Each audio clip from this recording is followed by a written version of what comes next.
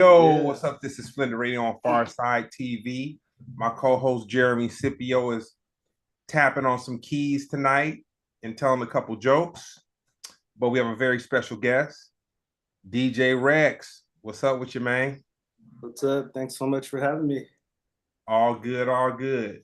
So man, I know that you DJ'd and done some shows with the situation I was working with, but I can't remember. You were at were you at a radio station at one point, or did I meet you that way, or was it Acrylic? I think I met you through DJ Verman had a Yes. record pool, Rotations record pool. Okay. And then Pharcyde had a meet and greet at the office in Cyprus. And Boo Okay. Brown came, Monty came, got some drops. They played some music. And then how did Acrylic come into the mix? Acrylic, I've been part of Acrylic since right after high school, 2003. Um, we graduated 2002, 2003. My friends from high school started a clothing brand. Um, we would print shirts in Mike's backyard and then started promoting at house parties and got into stores. I was a sales marketing guy. Van was the designer, business manager, and Mike was the main designer. You wanna see something funny? Yeah.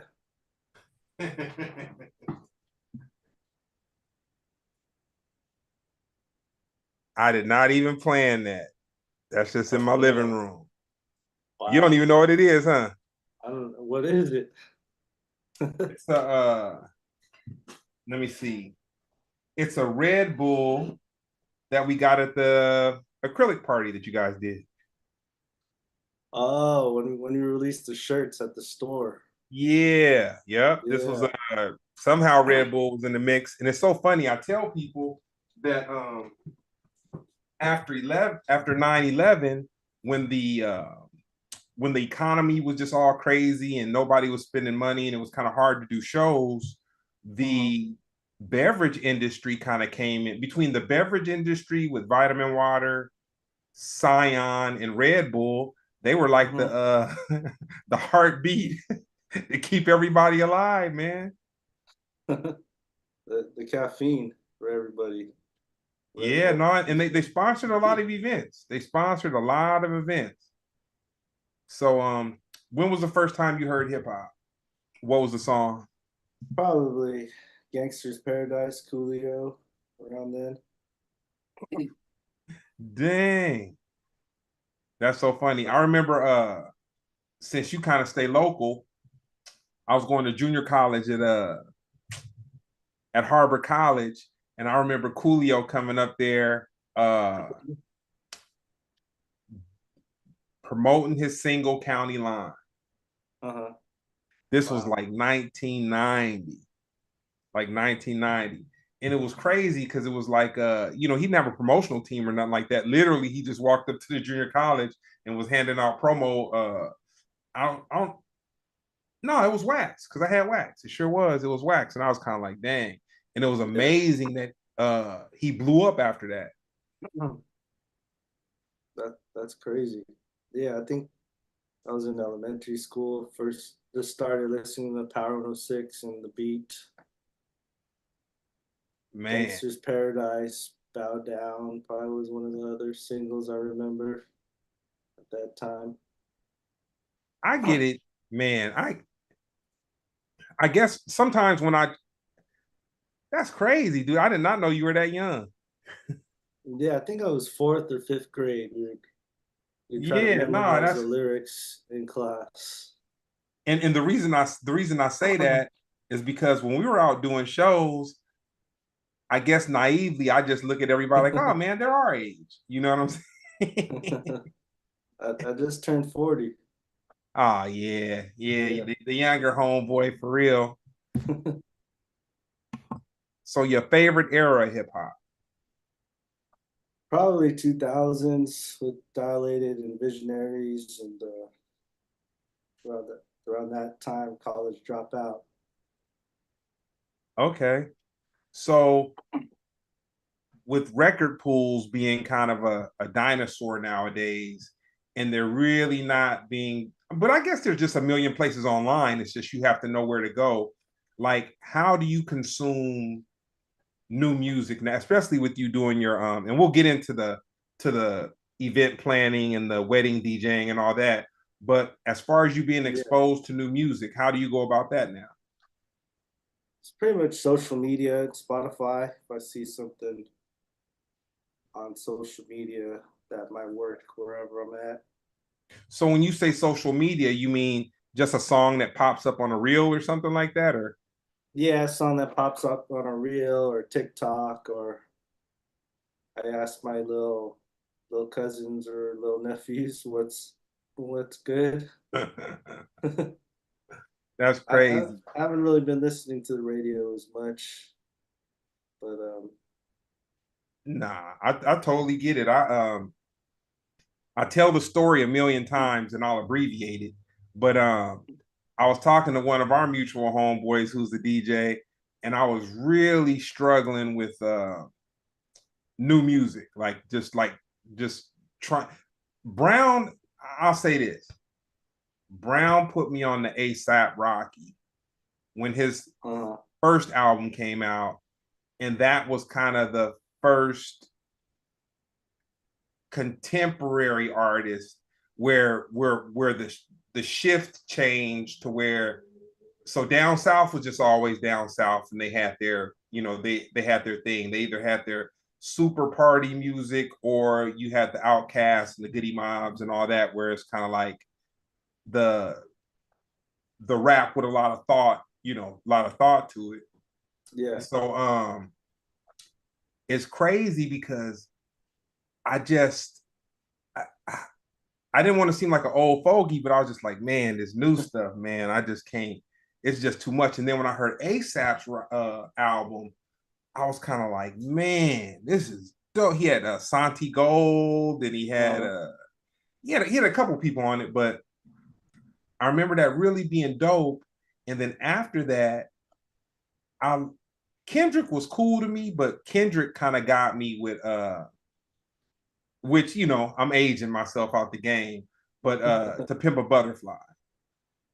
yeah, And I felt like he kind of made that album for like the older people. I feel that it was made for the older people just because of the jazz elements and stuff yeah. like It was more jazzy than Good Kid, but Good Kid was the album I could listen to over and over. that. I've never heard it. I've never, I've never heard it. So yeah, so that's cool then, because for me, I listen to Spotify a little bit, but I haven't really whatever. But I just kind of just bounce around everywhere, just kind of looking for, what's what. Yeah, what have you been listening to lately? I'm a creature of habit, man. I listen to E40, about 6 hours of house music every day, and E40 and about six. But no, I haven't listened to E40. I'm super fan, but most Yeah, I I found a Brazilian house music station, and they just play a bunch of DJ mixes and stuff like that. So oh I've been wow. checking that. I'll tell you what I got turned on to though. I got a homeboy who um he he turned me on to bossa nova versions of hip hop. Bossa Nova versions of hip hop. Sounds crazy until you hear some bossa nova versions of Tupac, and you're like, okay, now they got something. Yeah, Turn me on. I was trying to get into the chat right now to see if there's anyone. Booty's in, said peace, Yeah, peace, Wrex. you know what I'm saying. I've So been listening to some medieval versions of hip hop. I did like a medieval wedding. And then there was like some Dr. Dre medieval version and like the Eminem medieval version. Oh There's man. there's so much music right now to listen to. I don't even know what to listen to because there's so much. But you have a cheat code though. Because if you're DJing weddings, people just give you lists, right? For the most part. Yeah, that's how that works. Like I have an app where they put in all their do not play, must play, their whatever they want for dinner, cocktail, dancing, and all the specific events like the first dance, father daughter, grand entrance, and all that. Cool. So junior high school, what was the soundtrack to your junior high school, middle school experience? Junior high school was probably Life After Death, Biggie, and Black Street, Another Level, I think. Dang, dang. Okay. So tell me this. Yeah. Were the acrylic guys from Cerritos? The Acrylic guys are from Duarte. Okay. We all went to Duarte High. What city, when we did that in store or whatever it was, what city was that in? That was a Azusa. You know what?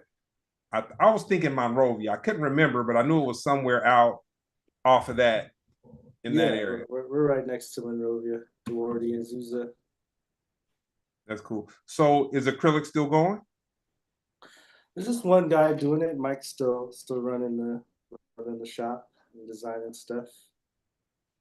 But He's, the good old days of Japanese buyers flying over and all that kind of stuff, that's kind of obsolete nowadays. yeah, I don't even think like wholesale and streetwear isn't as lucrative compared to But it past. was. Wholesale and streetwear isn't as popular as it was. Have you been to Magic? Yeah, we used to do the Magic show and the Agenda show every year. But Man, it I was a don't think lot of people. money, man. A lot of money spent on that kind of stuff. I remember Snoop Dogg. I mean, when I look back at it now, but okay, so I'll say a lot of money just because it was a convention, but Mhm. he had an inflatable two-story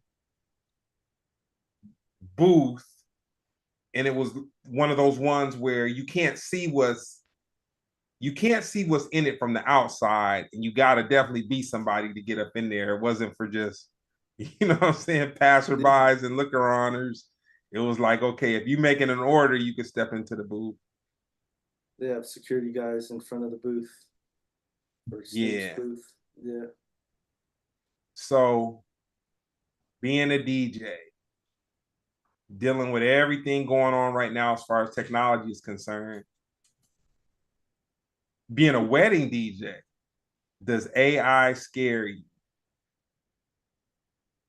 AI doesn't really scare me. I think that AI can't MC, AI can't really read the crowd.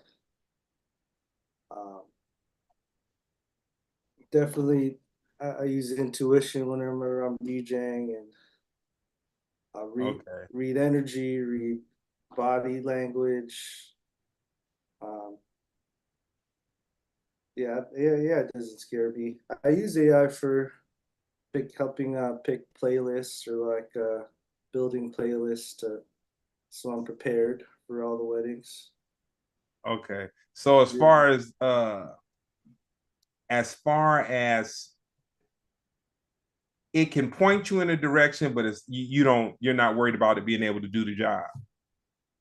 yeah, I'm not worried about it doing the job. Nah, that's dope because I'm just like, man, AI is just, man, it's just everywhere and just all up in the mix. But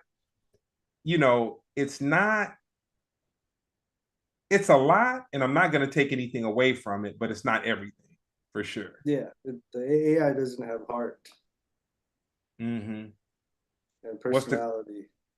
what's the craziest wedding request that you've received as far as music is concerned? Craziest wedding request. Um, because I got high, maybe I feel mad. Oh man. What would be a crazy wedding request? Like a crazy wedding song request? Yeah. Um,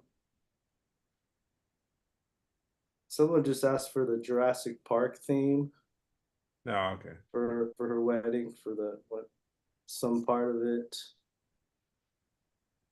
Um, I haven't really got any like off the Nothing wall, off the wall.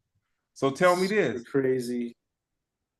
How did you go from just spending at parties and just stuff like that or events to just really making the whole wedding planning, wedding DJ thing your thing? Like what was the point where you were like, okay, this is my niche? I think how it all happened. I was at Acrylic for 10 years, and then sales went down, the market went down, so I wasn't making as much money. I was doing clubs and all that stuff at the same time, but that doesn't pay as much as weddings. So I made a decision that I was already doing 10 weddings a year before I left Acrylic. Uh, and then weddings pay a lot more than doing clubs and events. So I just went in that direction, went full on weddings, going And from 10 so, weddings a year to 50 weddings a year. and then as far as sourcing your equipment and the whole event planning, like when did you turn it beyond you just showing up and then spinning some records or whatever? When did you turn into the event business?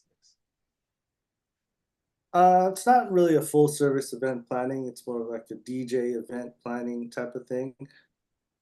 Like we help plan the timeline, the music, the atmosphere, the special effects, and and the execution of sound, whether wherever it's going to be, how depending on how many people.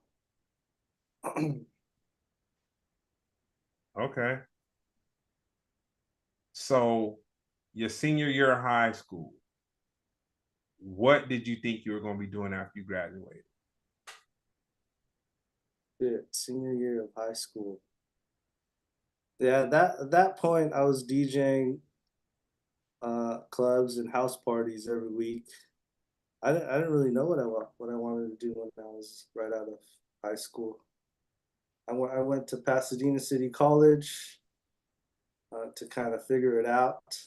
Um, I knew nursing was a good job. My mom was a nurse. My sister was going to be a nurse.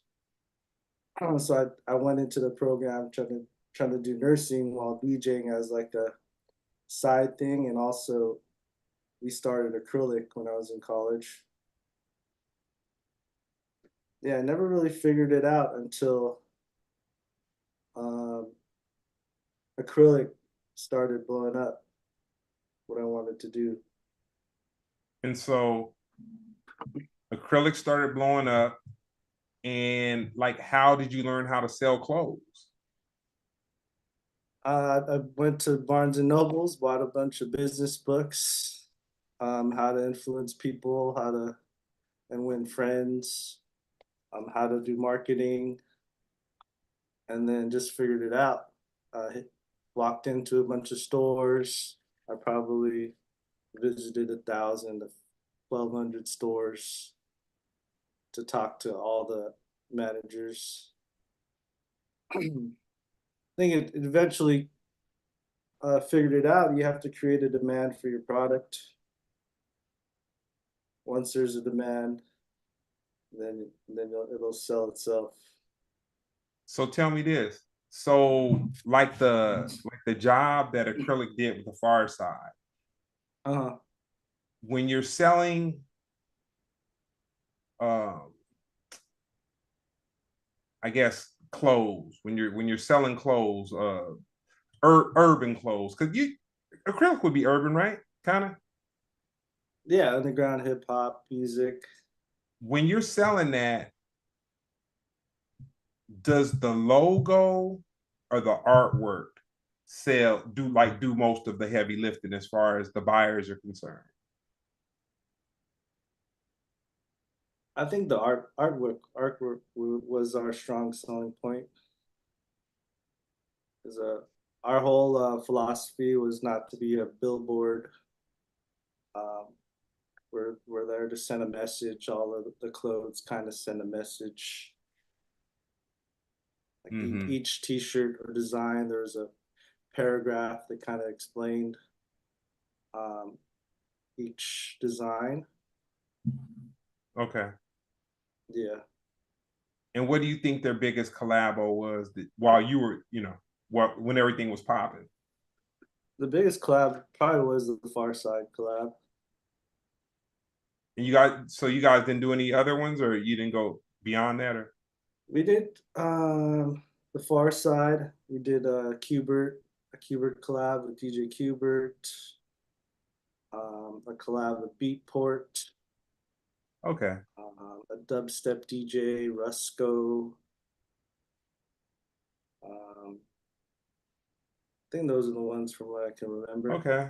No, Yeah, I just know when I came to to the store, and maybe it was just, because it was just like an event or whatever.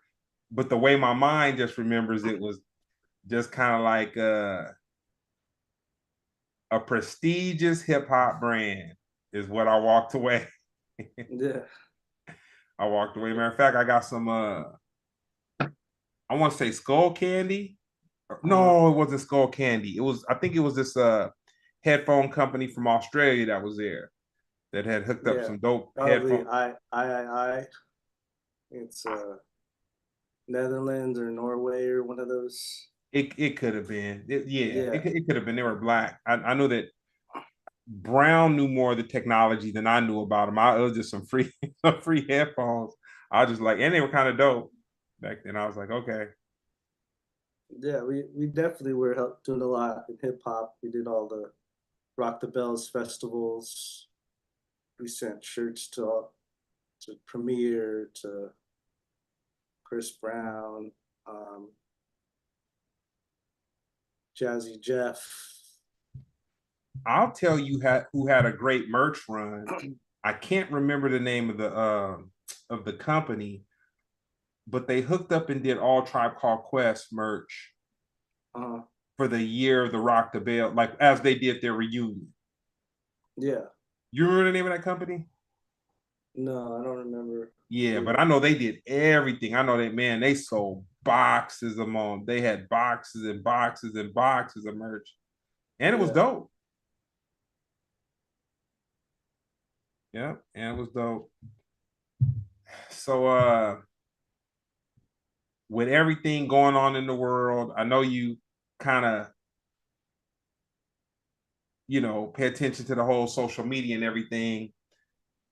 A year ago from January coming up is when the comedian Cat Williams, and you're a DJ, so you may not know too much about comedy, but this is like a cultural question. Yeah.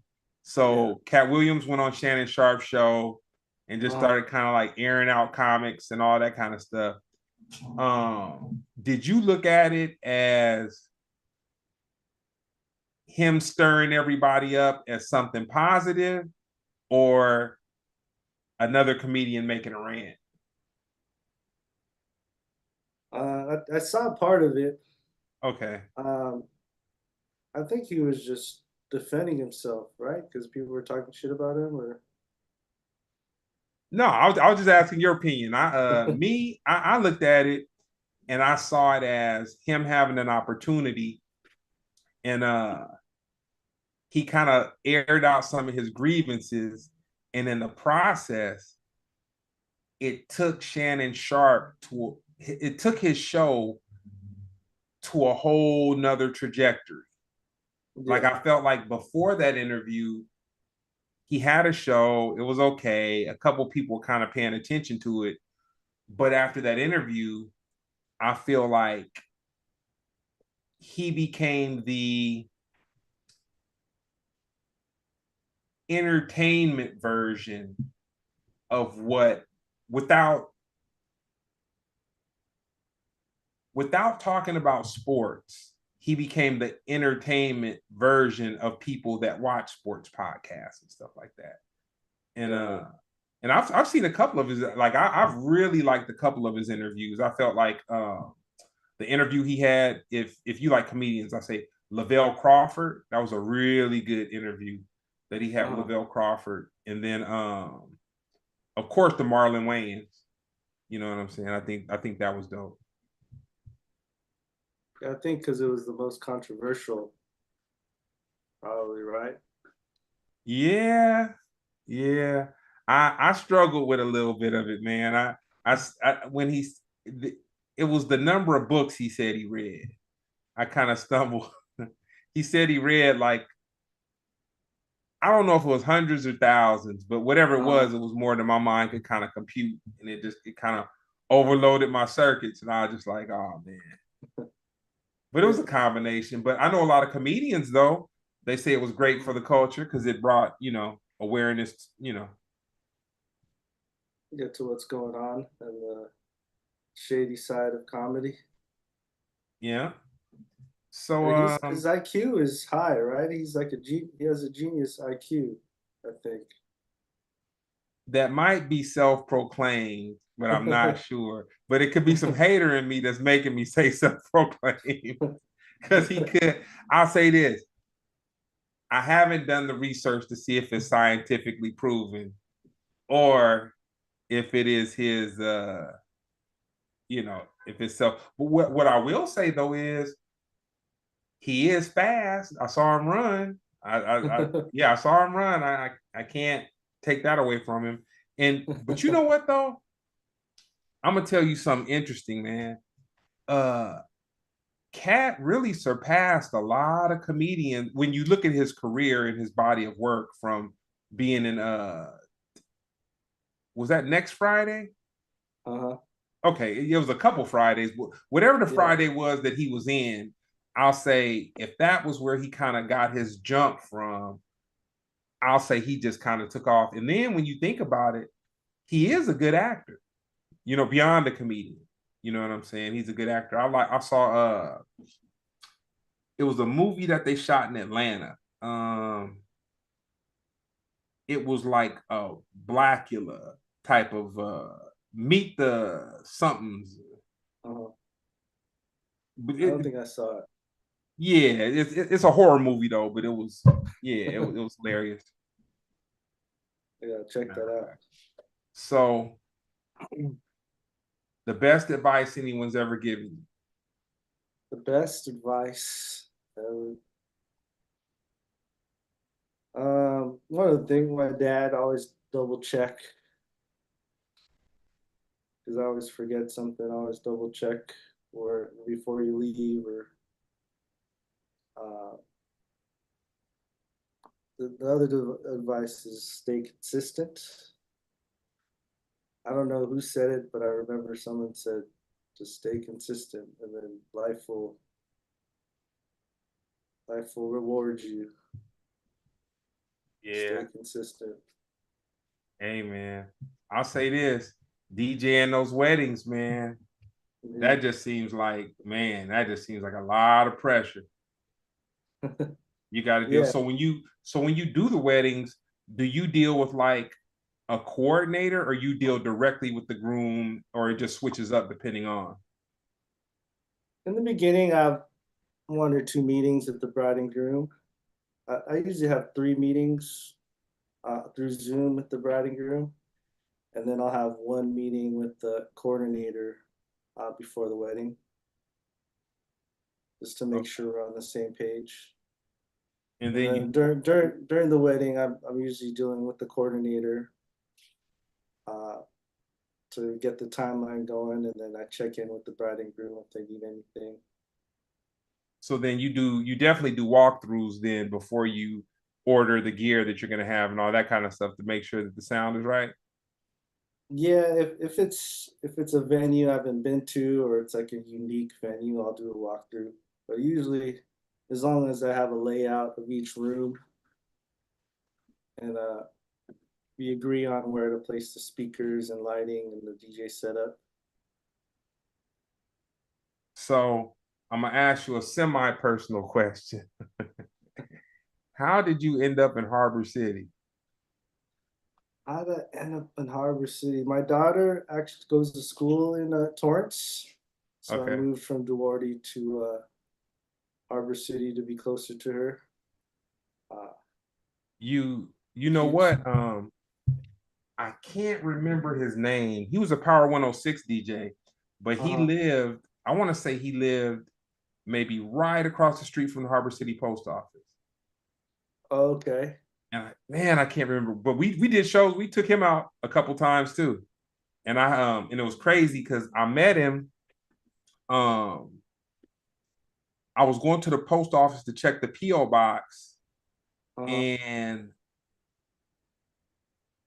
I want to say I had some wax that came, and I was Yeah. walking out with the wax, and he was like, he said, what are you doing with that, or something like that, or whatever. And I was like, oh, and he ended up being, I want to say he ended up being one of Verman's homies too. Who do you remember who it was? I cannot remember it. He was Philip. That's nothing. That's like somebody saying, "Oh man, he was black." He he was Filipino though. Yeah, I cannot remember. I'll look through my phone though, and I'll figure it out. Okay. But yeah, he came out with us for probably about a year. Yeah, maybe. Maybe like a year. So as far as radio and terrestrial radio slash the video versions of record of radio stations and stuff like that, how Uh, long do you think terrestrial radio has? I think terrestrial radio will always be around, but it's not as popular because there's so many other forms of entertainment for the car. Maybe I don't. I think it'll last forever. Yeah, I You think it's I gonna be done pretty soon? no, I'm still, because my pops, he listens to the wave, and I was in his car like a couple times over the last couple of weeks, and I was Mhm. like, it ain't that bad. I'm like, I've listened to the beat, not the yeah, I've listened to the beat, I've listened to the wave, and I'm like, okay, but it's just like it's still the same thing, but it's different, where they just play the same programming just over and over, and I'm just like, on the popular stations they do, on the wave they don't, they kind of jump around a lot, and I'm just like, man. Yeah, I'll listen to Power every now and then to see what people are playing. If there's anything good I could play at the weddings or at the club that I'm DJing at. I listen to the jazz station usually with my son in the car. Hey Jazz, and my wife likes to listen to KCRW for all the random music and use. Hey, I tell you something funny. I used to think, I'll say I was probably about 30 years old. And I was like, why would people listen to why would you listen to anything on the radio that wasn't playing music? And I was like the KCRWs, the KPFKs, all that kind of stuff.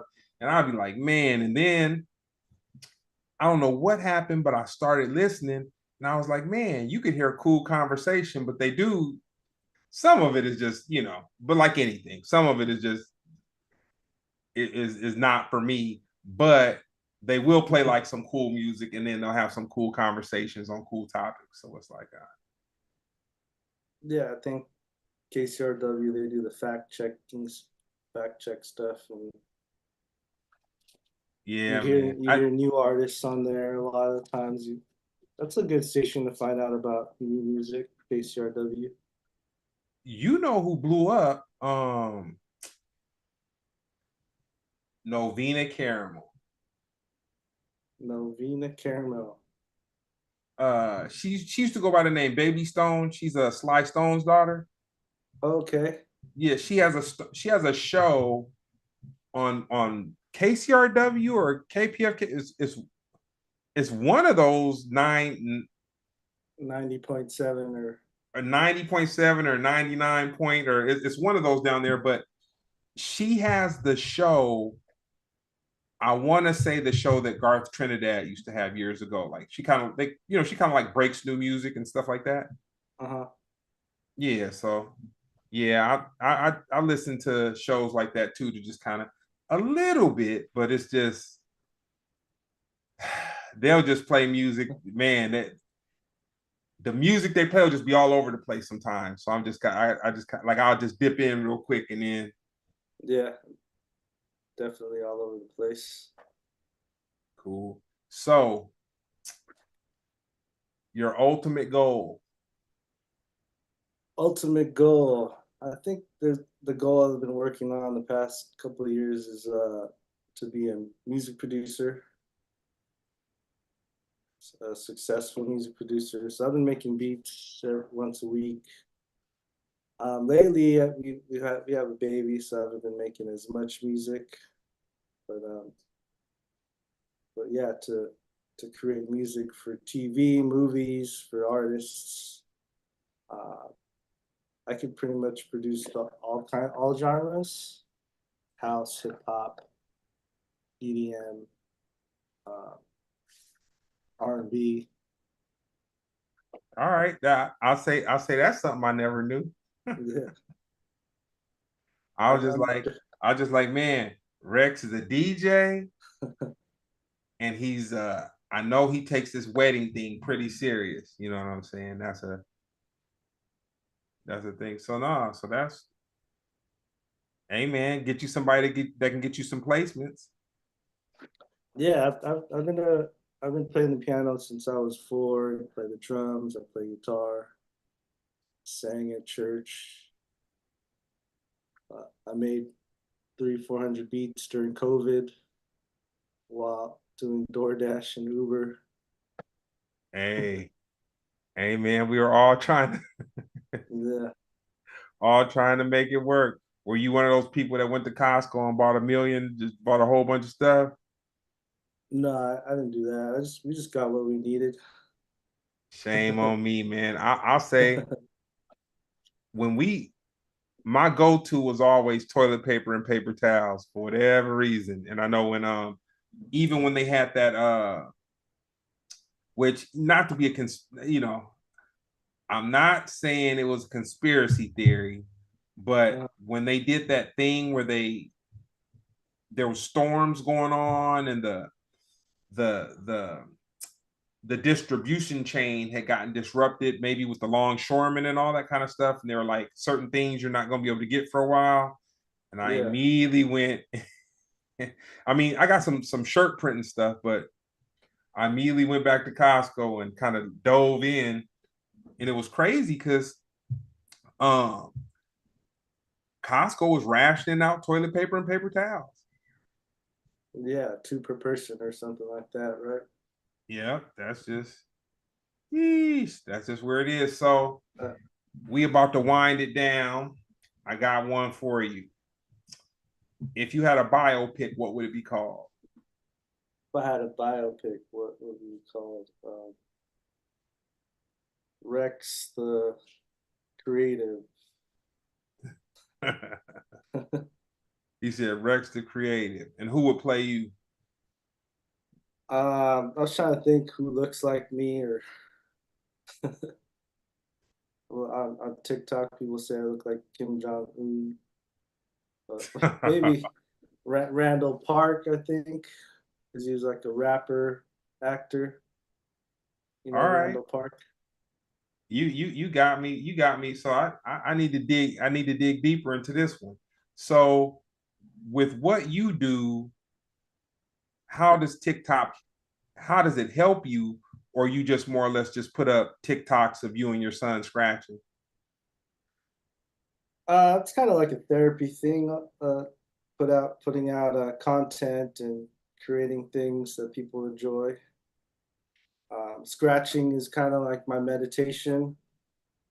So uh, that was one of the main things when I started putting out content, and then I realized that people liked it. People requested specific songs to scratch to. Um, it's gotten millions of views. And when did your son become part of the whole? When he was born, I might as well bring him along for the ride and let him hear what I'm doing. Unless he's crying, and he doesn't have to be in the room. He never rebelled? Sometimes, when I started having him touch the turntables, he would take the record off all the time, or he Okay. might try to break the needle. He, Successfully? no, he hasn't broken the needle yet. I usually put the needle off the record uh, until he kind of knows how to, until I could teach him pretty much. Yeah. No, when we were talking before we got on before we started the live, I was saying to you, man, some people they put a lot on it and they'll say, like, man, I've been doing such and such since I was 2 years old.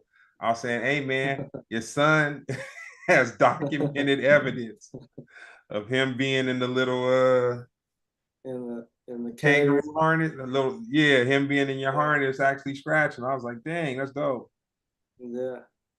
So he likes it. I'm not trying to force it on him, but he always likes to hear, or he'll scratch a little bit. He's starting to do the baby scratch now. All right, Yeah. that's But, dope. Well, no, man, I want to thank you for tapping in. You know what I'm saying? Getting the perspective. I kind of didn't. I knew that you were with Acrylic, but I never knew how that kind of came together. And then I definitely couldn't remember how we hooked up. But you know, I guess it is because I if it's through Verman, then you know the radio station. But for whatever reason, I was thinking that